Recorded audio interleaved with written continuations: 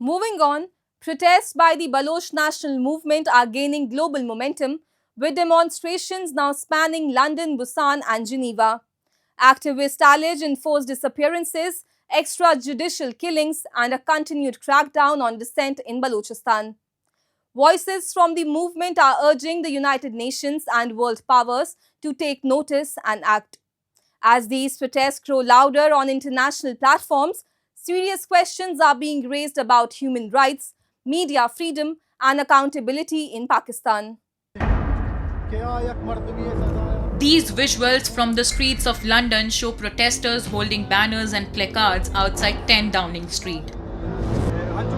The protest was led by the UK chapter of the Baloch National Movement. It is a part of an online global campaign aimed at drawing international attention to the situation in Balochistan.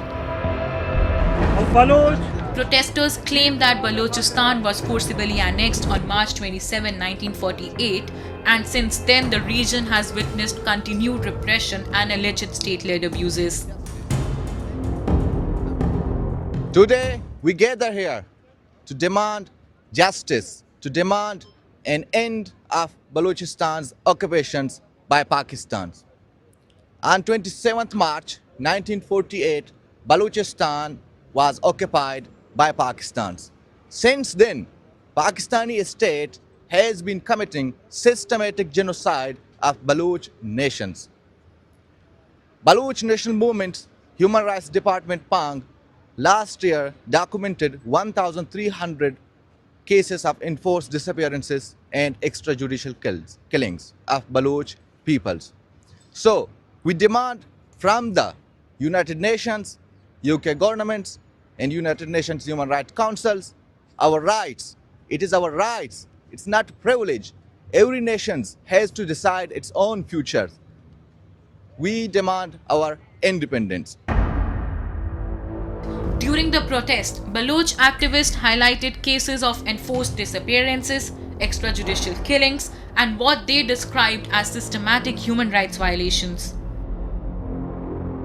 They also urged the international community, including the United Nations and the United Kingdom, to take immediate notice and intervene. Pakistan's also abducting the women, as you can see in the picture behind me, abducting the women, torturing them, and killing the Baloch nation's leaders. So we demand our freedoms and justice. And thank you for coming here and listening to us. And we hope that you guys support our freedom struggles. As the movement gathers momentum across continents, similar voices are being echoed beyond Europe. In South Korea's Busan, supporters of the Baloch National Movement also staged a protest as a part of the same global campaign, raising concerns over human rights violations and calling for justice, freedom, and international intervention. The issue has also been amplified at global diplomatic platforms. During the BNM's 11th International Conference in Geneva, held alongside the 61st session of the United Nations Human Rights Council, UK-based journalist Saqlain Imam highlighted what he described as a worsening environment for press freedom in Pakistan.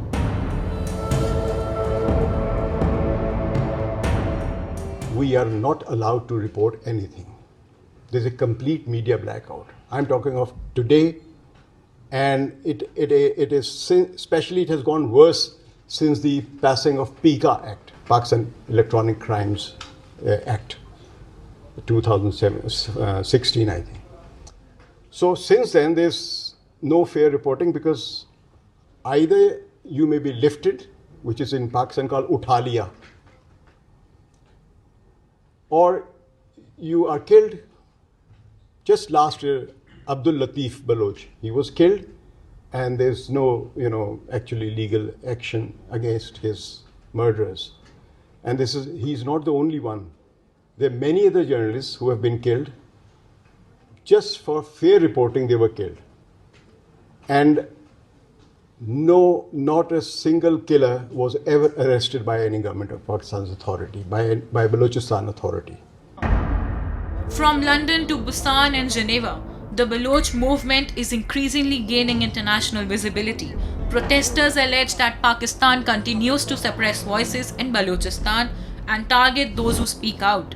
The question remains, will the international community take note of these allegations, or will the voices from Balochistan continue to go unheard?